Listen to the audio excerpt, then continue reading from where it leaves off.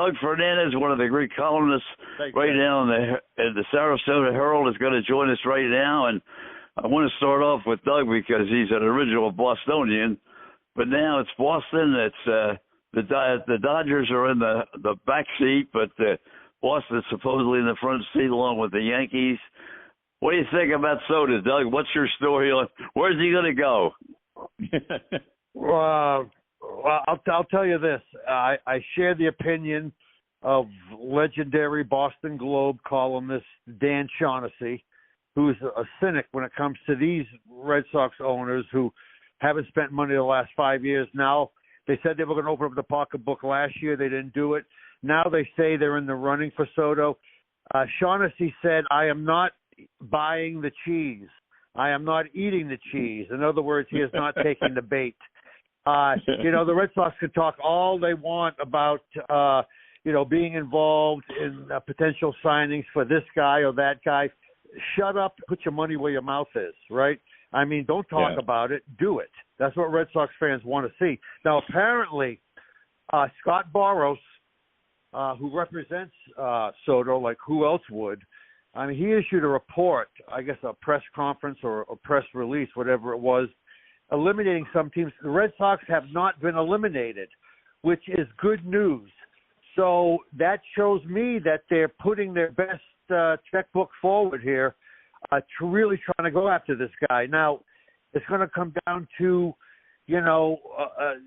apparently the Red Sox favor is a big hero of Soto has been David Ortiz growing up. And Ortiz now is like an unofficial advisor for the Red Sox. So he has really gone to bat with Soto about trying to sell him on the Red Sox, the history, how he would fit in at Fenway Park. I think he would just, his ability to go to the opposite field, he would just murder Fenway Park. But I think it may come down to with him, obviously money is going to talk. But I was thinking about this a couple of days ago, all right? He's being linked to the Mets.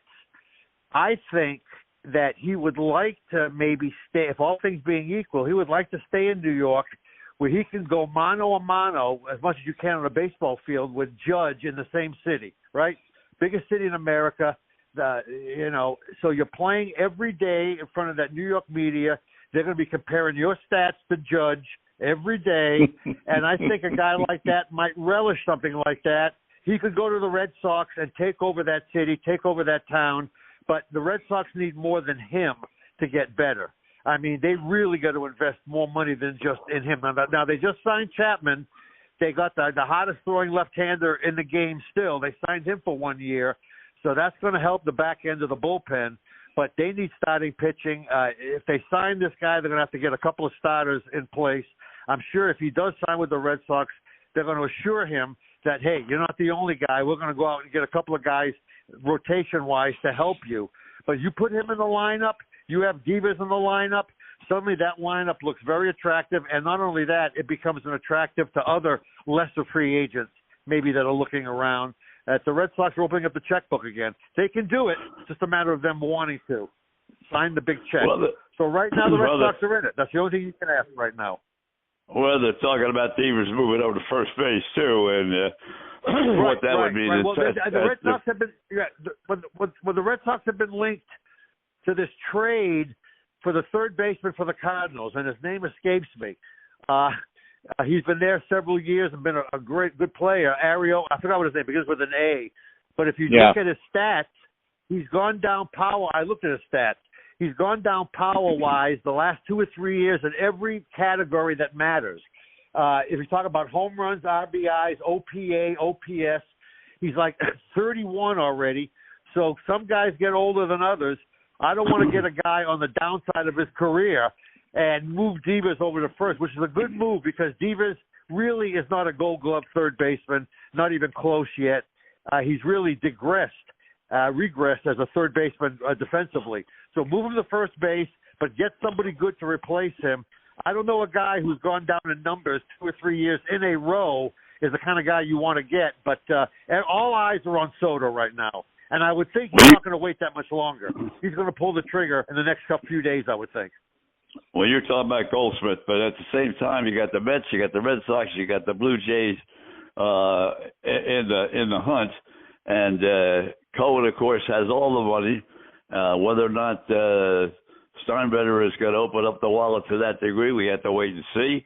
But it's an interesting story that's been now going on for since the last day of the regular season. I think one of the stories in the Post today, which I agree with 100%.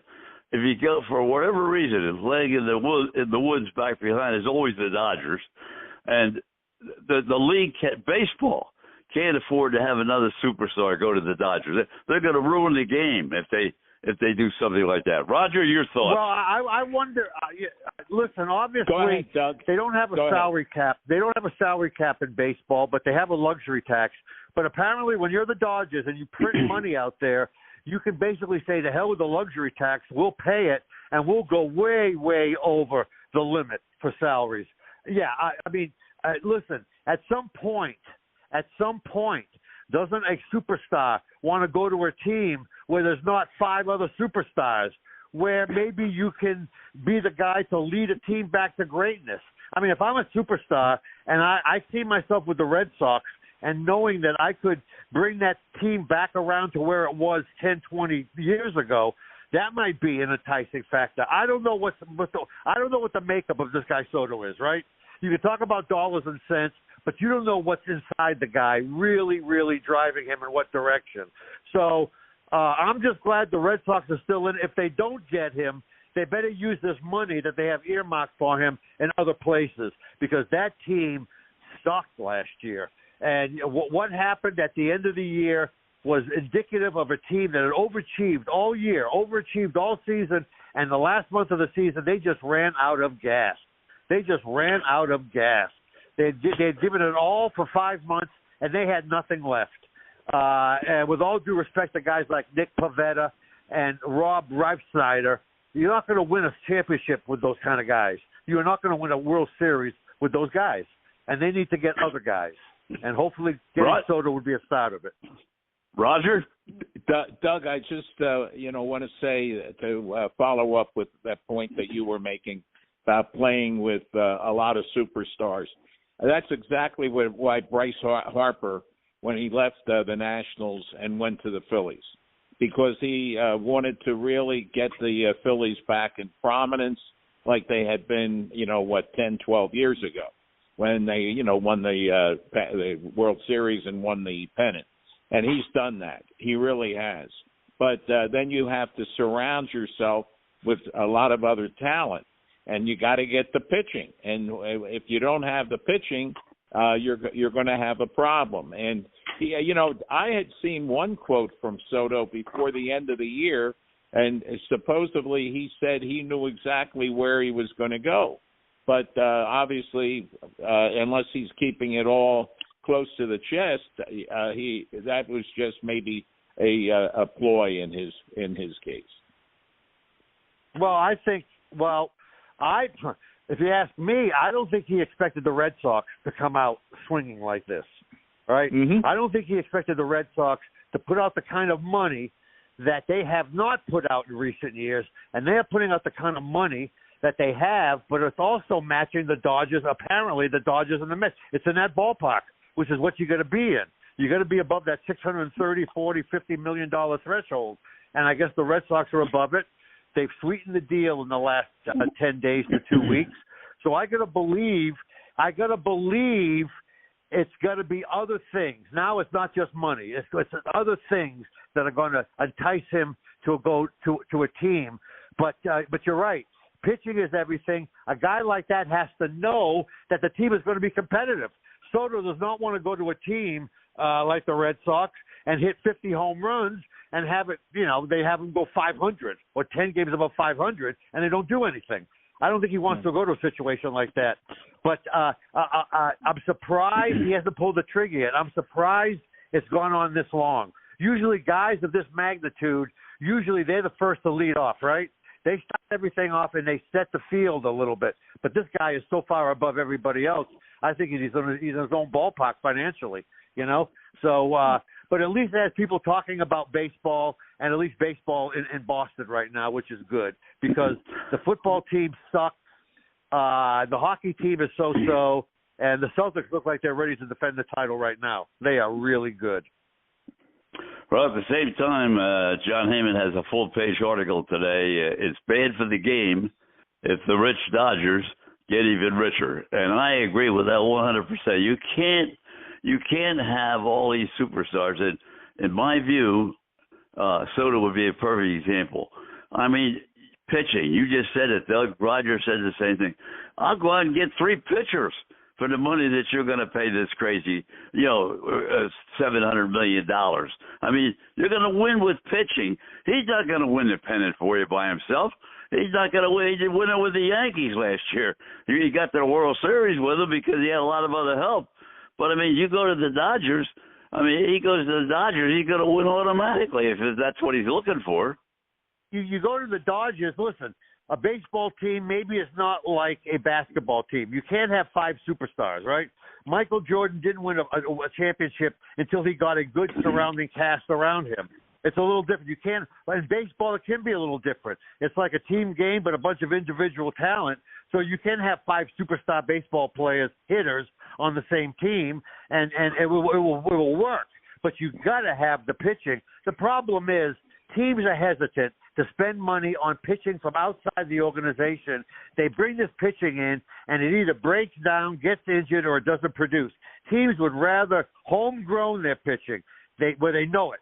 They've seen it from single A. They've nurtured it all the way up, and now it's ready for the major leagues. The problem is you don't see that a lot. The Red Sox haven't had one of those pitchers really since guys like John Lester, guys that they produced from their minor league system and then came into their majors. If you look at their roster this year, like a lot of teams, all the pitchers are brought in from somewhere else, right? They're not homegrown pitchers.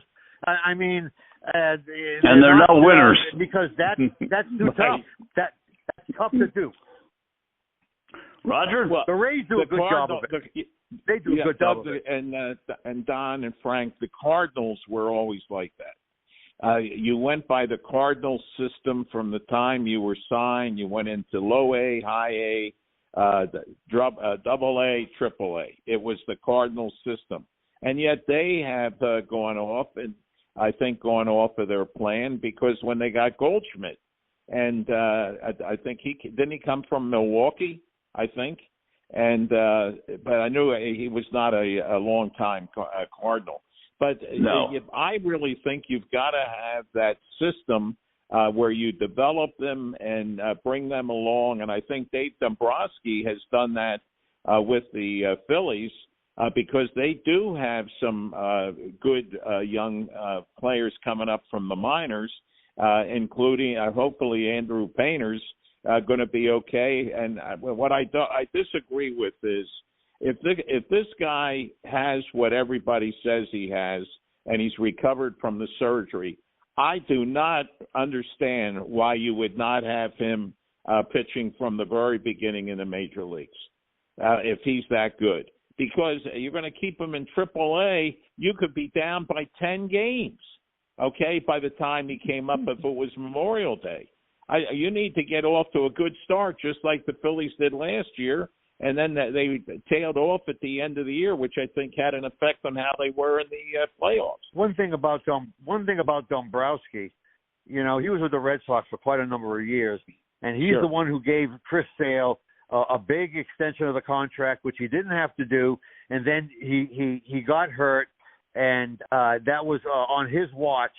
So he left here kind of on bad terms. It's kind of nice to see him, get back on his feet with another organization. I always thought he was a pretty good baseball man. He made a couple of bonehead decisions here in Boston, and then they brought in Chaim Bloom, who was a total disaster here. I guess he's got a job somewhere else, but they brought him in from the Rays, trying to do the Rays budget-conscious way of running an organization. And the money he did spend did not pan out at all. And they end up trading Sale, and he goes on to win the Cy Young. And the Red Sox guy they got, the guy the Red Sox got for him, Marquise Grissom, hit about 200 all year. So that is a trade. That is a trade on the level of Sparky Lyle for Danny Cater. Okay, that's what that kind of trade is. And Ryan Sandberg for that guy that the Phillies got from the Cubs. Okay, the shortstop from the Cubs. A Hall of Famer for nobody. Ivan DeJesus. No. Sparky Lyle went on to win a Cy Young with the Yankees. Danny Cater went on to hit 240 in 1 year for the Red Sox. Okay, they had lost George Scott. They had traded George Scott to the Brewers, so they didn't have a first baseman. They went out Sparky Lyle. They traded him. They got Danny Cater from the Yankees. Danny Cater was terrible. And then Cater was there for 1 year, and then they got rid of him. And the next year they had Yastrzemski back at first base, and they had Jimmy Rice in left field as a rookie. So Danny Cater was a disaster. That trade was a disaster. Well, two things with Danny Cater. Well, hold the fort here. Hold on a minute. Two things with Danny Cater. One, he made that crossover catch at first base and broke his arm. That's the first thing. Anyway, the Danny Cater that got to the Red Sox and beyond was not the Danny Cater that started off his career in Major League Baseball. Number two, when you look at players that have moved around, look at Snell. Snell starts off with the Rays, wins the Cy Young Rookie of the Year. He's all over. He's been at two other teams now. Now he's with the Dodgers. The Dodgers get the Japanese players, and it's kind of what I mean. You got. Wait, Don. Let me jump in. Don, let me jump in here. This is so rich. It's unbelievable. Here we got a Yankees fan who bought everything through the last 50 years, complaining about another team spending money on free agents. You have got to be kidding me. He got you, Don. You've got to be kidding me. I'm not opposed to spending money on free agents, but how many can you have? I mean, But here's the thing, Don. Here's the thing, Don. It takes two to tango. The Dodgers extend the money. The player is taking it.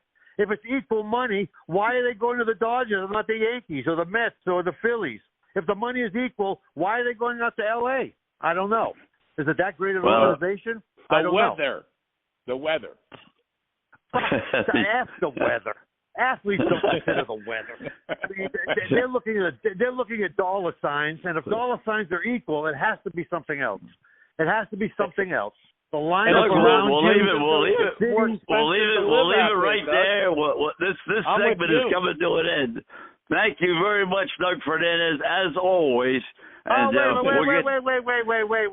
wait. I'm not going anywhere, all right? I'm not going anywhere. You think I'm leaving? You're crazy.